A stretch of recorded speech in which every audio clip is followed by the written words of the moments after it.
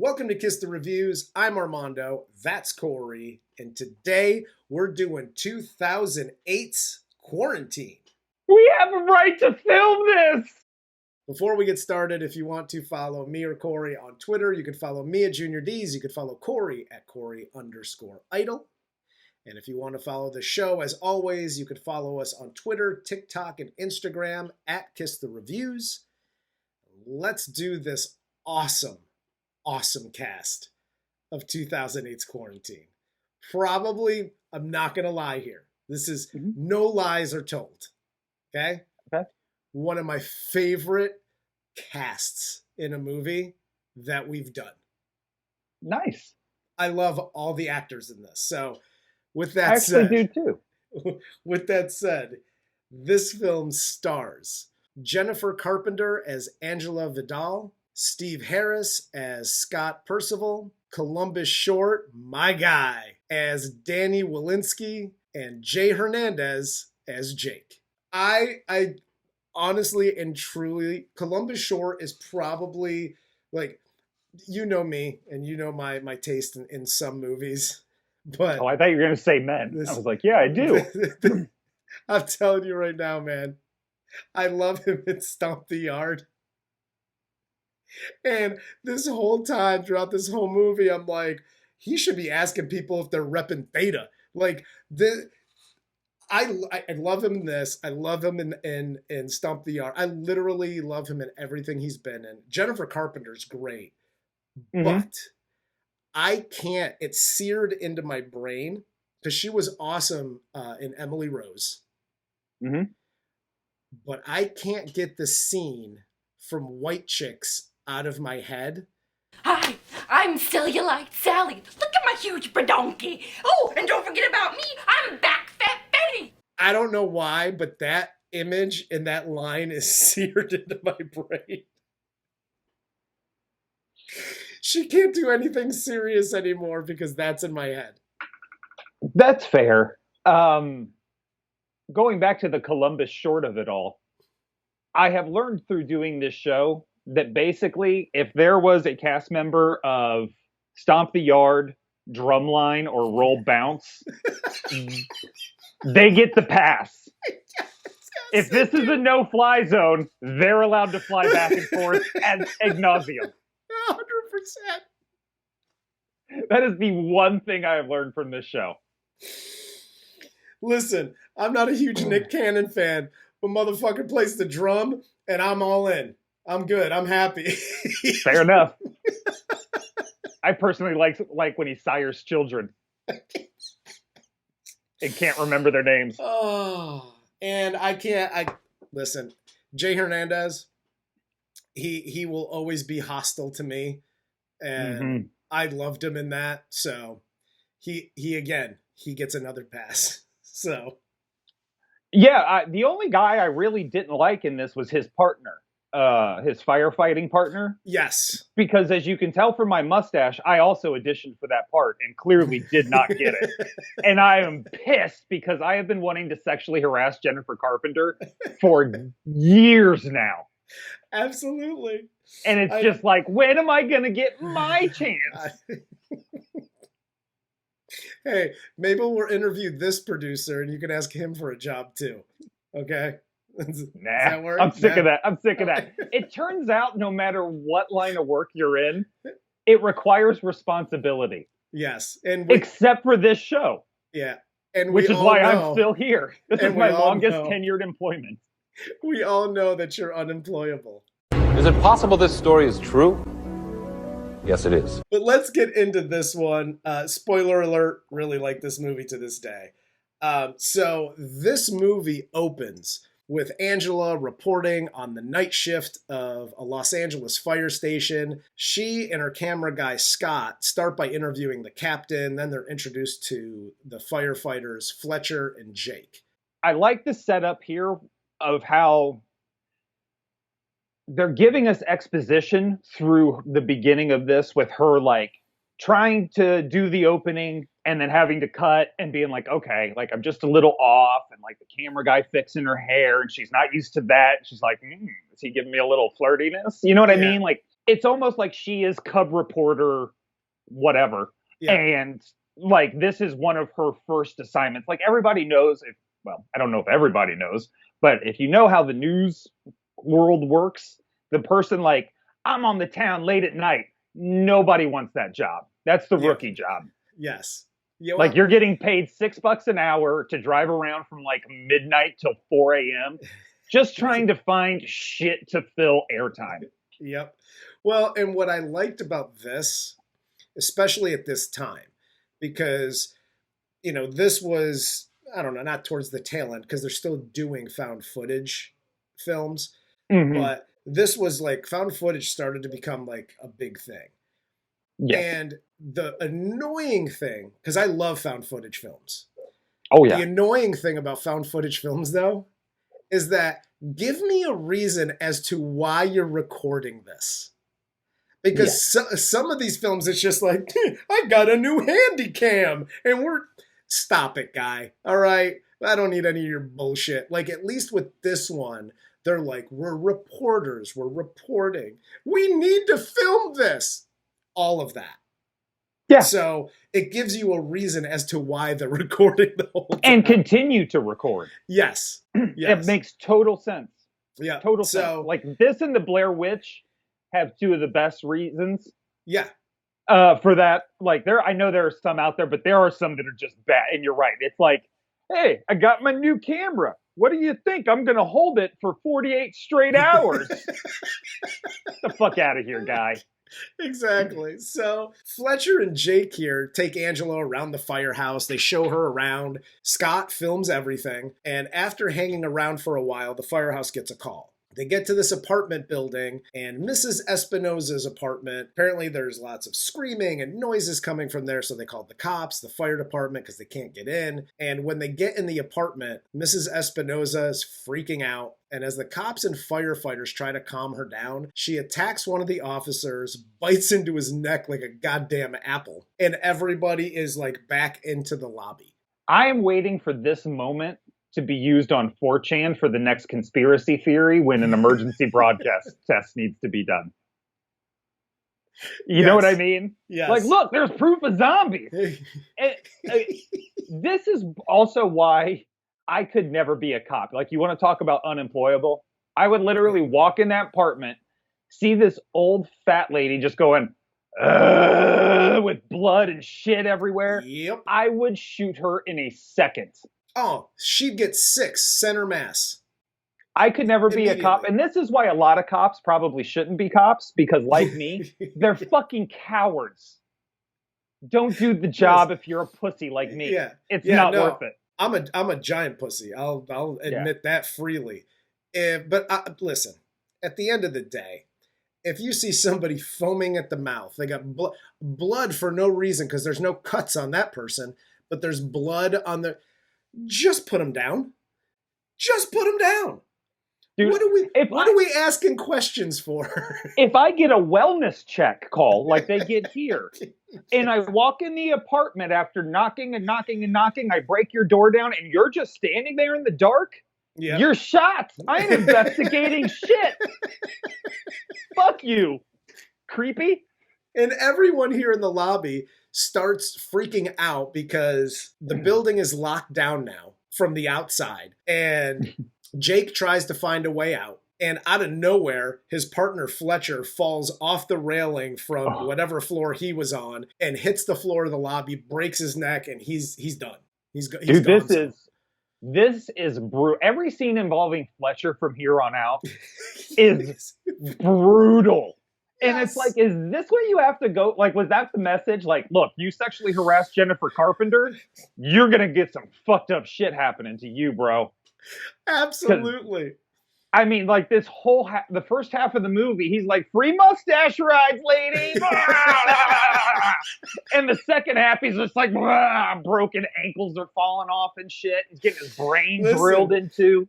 All it's saying is you give off that like frat boy, like rapey vibe, and you're a zombie and your shit's getting busted up. Like that's just what's happening next. So Danny and Jake here go upstairs. Danny's forced to shoot Espinosa after she charges at them. Jake starts going through the building to try to get everyone downstairs into the lobby. Real quick, we have to talk about the shooting here, because this is done so fucking well. Yeah. And I know, like, a lot, like, there's a lot of movies like The Other Guys and shit where they make fun of, like, cops want to shoot their guns. You know what I mean? Like, The Departed has scenes where they talk about, like, why people want to be cops, et cetera, et cetera. Yeah, yeah. And this seemed one of the more realistic. Like, he shot this lady and was literally freaked the fuck out that he just had to pull his firearm out and do that. Yeah. Well, and that's how, like, I think I want to believe cops are. Yeah. Like, well, I think that's what we want to believe everybody's like when they discharge their firearm. Oh, but no, just cops. What I really liked about the scene is that not only was he freaked out, it was Jennifer Carpenter's reaction. Yep. Because she's frozen. Yeah. And it's one of those, like, she charged, you saw what just happened, like, I had to do that. And Jake telling him, like, it's okay, man. Like, you're cool. Like, lower your weapon. That was everything was so subtle. Yeah. And how they built it. Yeah. The realism of that scene was awesome. And also, on that scene, I got a quick don't do that. Don't do that. It's not good for you. Hi, first responders. You get to a building, you find you're locked down. There's just random people foaming at the mouth. Can we not help these drooly foaming at the mouth bitches? Okay, I already said it a little while ago, but they're foaming. The minute you're a grown-up and you're not a toddler anymore, and you're just massive drool leaking from every orifice of your body, and then now foam on top of it, a little blood on the shirt that is obviously not yours, you're getting put down. I know the cop's got a gun, but Jake from State Farm, he's got a sledgehammer because he's a fireman. I'm swinging that sledgehammer till everybody's down. You even show me a sign of the sniffles, and you're getting a sledgehammer to the temple. Like, dude, you give me that sledgehammer in that situation, I look like Leatherface at the end of Texas Chainsaw Man. I'm just swinging it wild, grunt like a fucking pig. I don't fucking care. Are you kidding me? No. You're all going down. I don't care. Basically, at that point, I don't care if you have foam or not. If I don't know you, bye-bye. This is not the shelter you run to during the apocalypse where I'm like, oh, come on in. We have extra supplies. No, that's not this place. Absolutely. So they run out. Once they get downstairs, they see all the exterior windows and doors are being sealed from the outside. All the cell phones and cable connections are shut down as well. They go upstairs to the second floor to see if they can get out of one of those windows, and they're closing off the windows there. They're putting the plastic down, and they're putting hands on Danny here. Everybody's freaked out, and by all accounts, Danny's the only one with a weapon, okay? Andy's a goddamn Theta. So you don't put your hands on Danny, okay? Don't ever put your hands on Columbus Short. He's repping Theta, and these people are putting hands on him like he ain't nothing. If you say Theta one more time in this review, I am literally going to make you introduce yourself to everyone. Just to let you know, start preparing yourself, because we both know you're saying Theta in like 30 seconds. 100%. 100%. But dude, don't put your hands on a cop in this situation. No. He's literally the only one with a weapon here. Yeah. And they're like, you knew all about this. No, totally. That's why I'm locked in here with you. Yeah, that's the one thing I didn't get was like, I understand them, like, get the fucking camera out of my face, because honestly, get your fucking camera out of my face. Yes. And like, you know, but like, the cop, Danny, starts to transition a little bit. Like, he's trying to hold down the fort, because that's all he's got, right? Yep. And we've said this before, like, they wrote the book for cops and all those people. So you go by that book. It's not like a thing you maybe do once in a while. Yeah. You go by the book. So that's what he is just finding solace in his operating procedures. He's got his SOPs, he's sticking to that, and he's just, okay, we're going to hold this down. But by doing that, he freaks everybody else out because their mind is fucking unraveling faster than anything. Yep. And that, like, this is why Uncle Corey doesn't fuck with crowds. Because there's like, what, 10 people here? And they start losing their shit and attacking the one guy with a badge just because he looks like he's a authority figure. He's in there with you. Yes. What do you think is happening? You know what I mean? This is that crazy shit that happens and why, like, I'm just going to kind of stay a hermit. While Angela is interviewing some of the residents, this is when Fletcher walks out with his broken leg and he's got the ick. And Lawrence, one of the residents who's a vet, says that the symptoms are basically rabies on steroids. This is one of those things where it's like, I get it. You got to get there eventually. But it was like 2 minutes ago, it was like, hey, are you a doctor? And it's like, no, I'm a vet. And then like 3 minutes later, rabies. It's like, okay. The level of convenience we're hitting here is just a little bit ridiculous. You know what I mean? Yeah. Like, let's slowly build something up to that. Because like later we find out like the dog was taken in for rabies. And then like the doctor Lawrence gets to go, I told you also. I told you. Oh, fucking great, Lawrence. Big fucking deal. Because it's done nothing to move the plot along. Yeah. We could have found that out by itself. Yeah. There was the dog that came in. It had rabies. And then somebody else could have been like, oh shit, like the foaming of the mouth. And like, I watched a documentary on this. You don't always have to have the fucking vet there. There can be a guy that just knows, I don't know, first aid. Yeah. You have a paramedic there. They make a big deal of talking about how firefighters are trained as paramedics also. Yeah. So Jake can do the same thing, basically, that a vet could at this point. You were correct. And I mean, we have CDC guys come in the fucking building. Yeah. Lawrence isn't necessary here. Yes. If you want to hire the guy from Ally McBeal, that's cool. Just make him Lawrence the guy. But they're actually able to get, it's Scott and Angela, and then the music teacher who's like banging his student or whatever. He has apparently drugging her with Percocet and Vicodin. Dude, that scene. So I think that scene's right here. And he's like, I've got lots of Percocet and fucking and heroin and all. You can't arrest me for that after the fact now, can you? And it was like, dude, first of all, shut the fuck up because you're telling on yourself. I basically got a pharmacy up there. You can't arrest me for that, right? Because of self-incrimination. Sorry. Whether you're arrested or not, now everybody knows you're a fucking creep who bangs his students. Yeah, and it's one thing to be like, hey, I got some Percocet upstairs. Would that help? Yes. Yeah, that would help. Please bring it. Cool. Don't go on like, yeah, I basically got a fucking pharmacy up there. What are you doing? Nobody cares, Chief.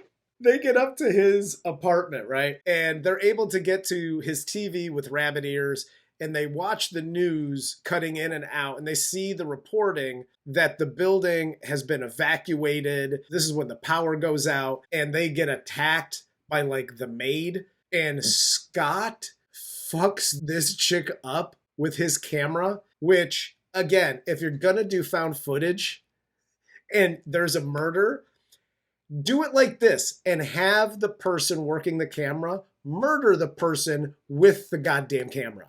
Because this was awesome. This was fantastic. Yeah. It was probably my favorite shot of the film. I know a lot, like they lead on the night vision and that's the cover for the box and the posters. This was my favorite shot. It was brutal. It was rough. Yeah. The zombie was gross and you got a good close-up look at how fucked up her face was. Yeah. And the gore was perfect. Yes. You know what I mean? Like there wasn't a brain noodle sliding down the fucking camera. They didn't have to crack the camera halfway through. There's a couple specks of blood. He cleans it off. You get a good look at the guy behind the camera, which is always fun, like they did in Cloverfield. Yeah. And, you know, you move on with the show. Perfect. Exactly. Yep. And this is when the CDC comes in. They start testing the deceased by drilling into their head and taking the brain sample. And Scott films the whole thing from another room. Fletcher wakes up during this whole procedure and starts attacking everyone. The CDC dude here reveals the dog and the rabies and the thing and the yada yada. They're taking the brain sample. And everybody's in there. The vet's in there. There's like 2 or 3 CDC guys, right? Mm-hmm. Fletcher. I think. 2 guys. Fletcher, who's on the table, and then Jake. Yep. So you got like 4 people, live people who are not sick. He takes the brain sample, and then everybody immediately turns their back on the dead. Like, first of all, I'd be like, what you doing over there? You got a drill in his brain? That's cool as fuck. Hey guys, looks like Fletcher's waking up, even though you gave him a sedative. He's sitting up now, guys. They all of them turn their backs and allow Fletcher to not only sit up, then just start jumping on people and start biting into bitches. Like, you know what I would have done? Brain stretching time. Whoop, whoop, whoop, whoop. He sat up. I would have just started finger blasting that dude's brain hole like nothing. I was going to say that didn't look like you were finger blasting his brain hole. Well, I had to do this way first, and then it was like, you know. We got you, Corey. I just had to make sure it was very clear, the finger blasting. Corey was trying to finger cuff him from both sides. That's right. You like that, Scott? I'm making jelly of your inside, you rabid bitch. So after the CDC dude reveals the whole source of everything, they realize that the dog belonged to the little girl in the building, and she goes off here like she's on a goddamn perk 30. This little ankle biter bites her mom's neck. She's running around. Nope. Listen, this is like trying to catch a crackhead. She is running around there so goddamn fast. They're trying to catch a grease pig, and she makes it up the stairs and disappears. Okay. We've gotten to the mom and daughter of the whole thing. That's all we gotta do is... It's all she has is just a little bronchitis. It's cool, I guess. Parents are a little more affected by like, oh no, a daughter's hurt and she's a zombie. This fucking mom was so goddamn annoying from Jump Street. People walk to their mailbox. Did you know my daughter has a fever? My husband's out getting her some medicine. Shut the fuck up, lady. And by the way, if your daughter's sick, take that fucking petri dish of a fucking kid upstairs and lock it in a room. Yeah, nobody cares, lady. What are you doing? And then, like, we discover it's rabies. I don't know. Who all owns a dog in the fucking building? Let's start there. You were right. I hated this kid. I cheered when the mom got bit in the neck. It served her right. When she's screaming, run! So run! It's like, can we just stop with the whole... Yeah. When in all of the zombie movies and vampire movies and anything where the kid turns into a creature and the parent still has this undying devotion. Yeah. No, listen. That shit ain't your kid no more, dude. I love my fucking family. Kill that thing. I love my family, but my brain also works on things like logic and survival. Yes. So two things annoyed me here. One is that when she gets bit, so obviously we all now know, us as the viewers and the people in the lobby know that, like, this is a rabies thing. You've been bit. You got the ick. It's now in you, right? Why are we handcuffing this woman to the staircase handle thing? What are we doing here? Put her down. Put her down. Put everybody down that's got a cut, a fever, who's been bit, who they got the sniffles, maybe some athlete's foot. Put them all down. Okay? Now you're only dealing with like 4 people left in the building, like, hey, we're all healthy, right? Put all these people down. So that annoyed me. And then the CDC guy is like, hey, Danny, Jake, Angela, Scott, here's a syringe. It's a needle with some sedative in it for little Brianna. Go chase her down and give her the... Okay, how about this guy? I just watched you give the sedative to my dead partner with the broken leg and neck. You gave him the sedative, and then you drilled into his brain, and then he woke up. Yeah. What the fuck is this sedative gonna do for this tiny little creature animal girl? Right. Now I gotta Nothing. Now I gotta go finger blast a 10-year-old in the brain.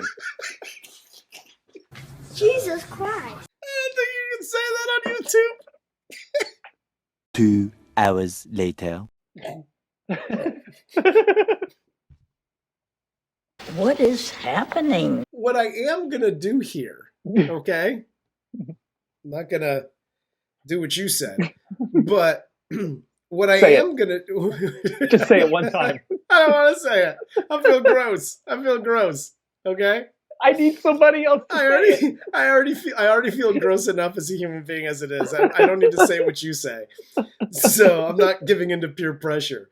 But what I will do here is, Jake has the sledgehammer. Danny has the gun. Everybody's like, "Oh, coochie coochie cool little girl." Yeah. She looks like a vampire. Just shoot her in the head. And by the way, as much as I love Columbus Short, okay, as a cop or a firefighter, you got to keep your head on a swivel, right? Mm-hmm. But you also have to maintain eye contact with the perp. You don't turn your that's back. a good idea. You don't turn your back on the. She, for all intents and purposes, is the perp here. He's just like, "Hey, coochie cool little girl. Hey guys, what do you think?" And pauses for 10 minutes while she goes ham on his goddamn neck. So now he's fucked. You were right. When they leave the room here, after Danny gets bit, they get downstairs and they see shit went sideways downstairs. Everybody's running around. Scott, Angela, Dude. Jake, and some other residents run into an apartment, lock the infected people out, and they find the CDC agent like cowering in like the adjacent room, and they see he's been bitten. This is the part I did get. Dude. They were like, "You're perfect to be a coward from the CDC. Go hide in the corner." Bernard here starts getting pissed because his like victim or whatever, she gets bitten and he doesn't want anybody to hurt her. So he goes there, he tears the plastic from the window and is immediately shot by a sniper. Which is amazing. And I have a PSA here real quick. Corey's life lessons. Hi, Bernards of the world. You're not a natural at cussing. It's just not what you do. So when you get emotional, I understand the urge. You're not gonna fucking touch her! That doesn't sound good. You sound like an asshole. Just say like, "You're not gonna touch her!" But like the fucking, it was like nails on a chalkboard. Bad cursing drives me crazy. Right. Maybe it's because it's the only thing I've ever done well in my life. But if you're gonna curse, do it appropriately. Have the proper emphasis on it. Yeah, like make sure it works. No, 100%. I'm right there with you. And it has more flair, and people don't even notice you're cursing half the time because it's just part of your like the flow of the sentence. Yeah, and I'll say this: the sniper shot, as far as like jump scares, because there's monsters in this. There's zombies, if you will. You know, people with rabies running around and they can't die. Yeah, whatever. The sniper shot was the best jump scare in the entire fucking movie. It was brilliant and pretty true to like the situation in the movie. Oh, dude, the nuance in the writing here, and we talk a lot about the writing and adding little things here or there. Yeah. The fact that they had a silencer on the rifle, and so you just hear a ping because downstairs there's news coverage, there's people watching. You can't just assassinate people when you told everyone else that the building was cleared out. Yes. Right? So you have to keep it quiet if you have to actually snipe at somebody. So, worked out. Like, that's the little shit in movies and writing overall that I really appreciate. And they don't have to say it. Nobody had to be like, why'd he have a Whitey had a silencer on there? Well, he had a silencer on there because blah, blah, blah, blah. That's the writer showing off. Yeah. This was just natural. Either you figure it out or you don't know and you don't notice and you don't really care. Yeah. And here, Yuri, the building manager, tells everyone that there's keys in his apartment that they can get to the sewers from the basement, but he's attacked by the CDC agent. He gets murked. So Jake, Scott, and Angela go to Yuri's apartment for the keys. Little does the zombie know that you can't kill Boris the Blade. No. They try and try and try, but you bite his neck, man. That motherfucker's gonna come back and take your life, son. 100%. I've seen Snatch. I know what happens. So after they find the keys, Jake and Scott fight off more infected tenants until Yuri attacks Jake. He bites Jake, and then Scott and Angela run up the stairs. They get chased by everybody and Danny, and they get into the attic apartment that belongs to the dude from Boston that was mentioned earlier in the movie, who Yuri said he hasn't seen in months or whatever. They were like, yo, he's a wicked good scientist kid. But we haven't seen him in months because he drove his car to Harvard Yard. I saw him walk in the building 6 months ago, and I haven't seen him leave since. Yeah, basically the tenant in this building was fucking Whitey Bulger.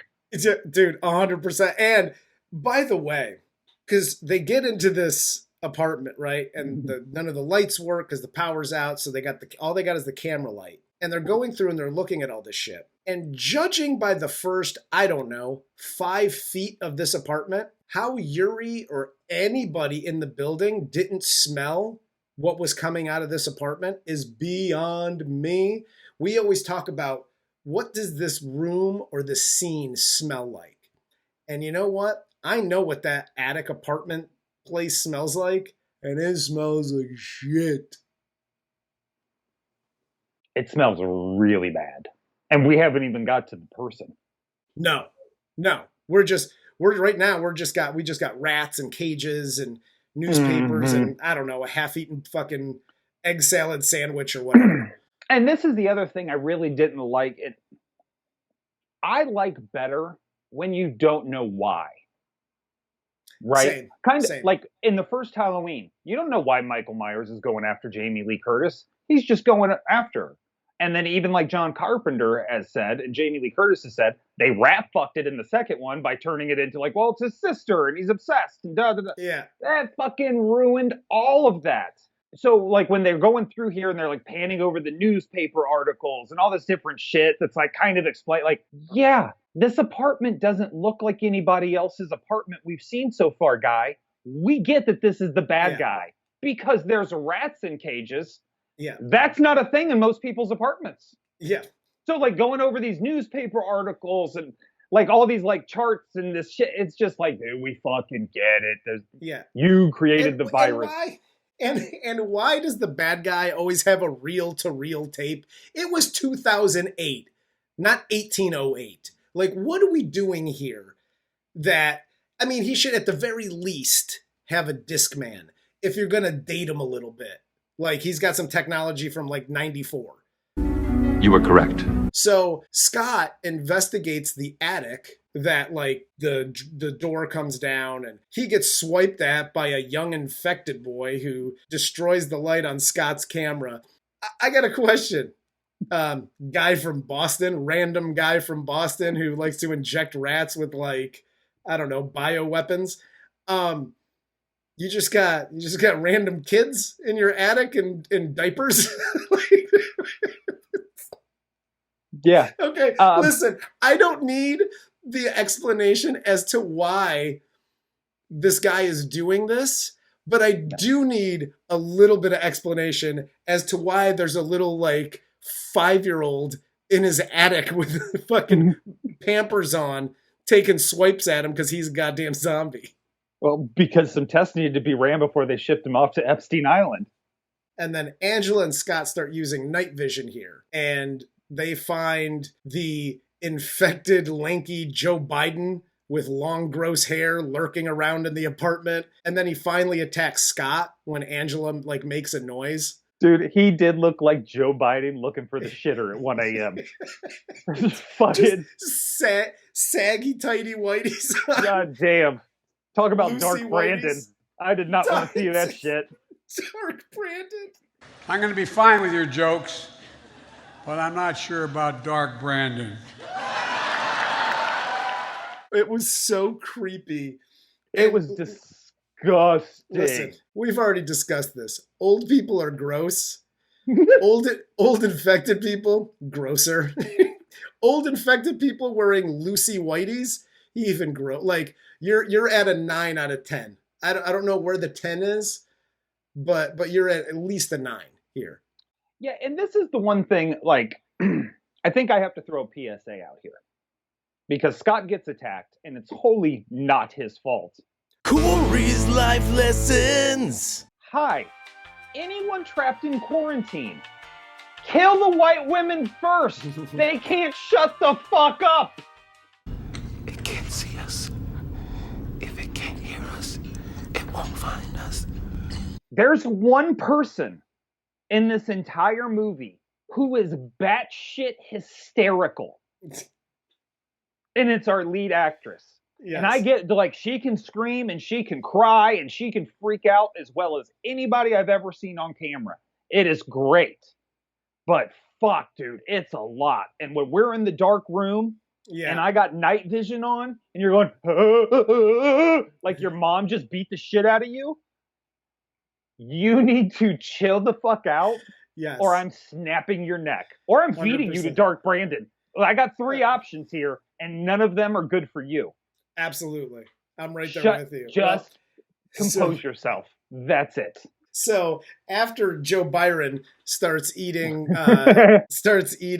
Scott's brains or whatever, he hears Angela make some more noise because Angela still can't shut the fuck up. He attacks her. She tries to crawl back to the camera, but she's dragged away screaming, and that's the end of the movie. And that's basically the shot on the poster for the movie.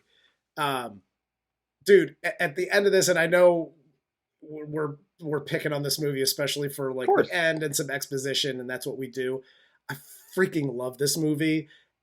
And this is, I think I've watched this almost every October for quite some time. I want to say 5 or 6 years. This has just kind of fallen into my rotation. It's just one of those movies. Yeah, I do like it a lot. I really do. I think the movie it's ripped from, is better, but of course it's the first one. It's a little different. Yeah. But that is in no way shitting on this movie. I like it. I know a lot of people don't. Yeah.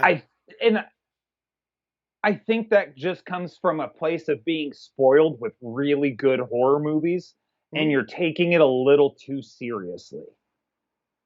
And I know this is ironic coming from me, but in real life, this is what I do.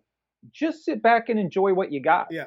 Yeah. If you like, and honestly, in real life, when I go to a theater, when I sit down to watch a movie, not for, this show, I'm not watching it for this shit. I'm enjoying it in the moment. Is it possible this story is true? Yes, it is. Dude, I watched Winnie the Pooh of Blood and Honey the other night just because it was stupid and fun. So just go with it. It's you can have a good time with these horror movies and have the bad exposition, the convenience of the vet showing up to dissect the animals and tell you what it is or whatever the fuck. Listen, it doesn't really hurt this movie at all, like it has in a lot of other movies. At the end of the day, one of the reasons I really like this movie is the reason why I like a number of horror movies, which is it lets some things breathe, and not for like, oh, you're giving the movie, some air so people can, no, you're giving it some air so I can make my stupid ass comments about what I would do in that situation. That's what this movie allows for. You were right. We always go like, it's shot well, it's written well, it's blah, blah, blah, all of those things. But some of the situations are so ridiculous that it allows for you to go, this is so stupid. If I'm in this situation, I murk the CDC guy, or I tell him to go, oh, yeah. You go get Brianna with the little needle. Right. You asshole, you're the CDC guy. I'm a reporter, stupid. Yeah, fuck you. You know pal. what I mean? Like it gives you the opportunity to do that. And I like it for that reason. Plus Columbus Short's in the movie. We fucking get it. Columbus Short just filed a restraining order on you, by the way. It should be to you in a couple weeks. That's like five. That's like 5 now. I 100% believe that. I'm wrapping them up. If my favorite kill of this movie, this is how I'll end it. If my favorite kill of the movie was the camera killing the zombie maid or whatever she was, my favorite shot is when they're leaving the upstairs apartment and look down and they see the gauntlet of zombies on each floor, looking back up at them, and they have to haul ass back into the apartment. That shot was fantastic. That's a great shot. And I don't care. That's like a haunted house shot. Like, that looked so good and was just, oh, fuck. Like, nope. Yep. It's so good. Absolutely. And my favorite scene where I absolutely laughed the hardest was when they're pumping each other up before they're about to leave. And they're like, all right, you ready to do this? We got to do this. You ready? You ready? Let's go. And they burst through the door and Jake gets eaten inside of 2 seconds. I pissed my fucking pants laughing. Yep. That's a great scene. That's a great scene. But my favorite kill in this is the sniper. By far, hands down, love that one. Love that one. But I don't know. I mean, this was 2008. It still holds up. It's still a good horror movie. But let us know what you guys think. But that's all I got. You got anything else? Nada. All right. Well, for Corey, I'm Armando. This is Kiss the Reviews, and this was 2008's Quarantine.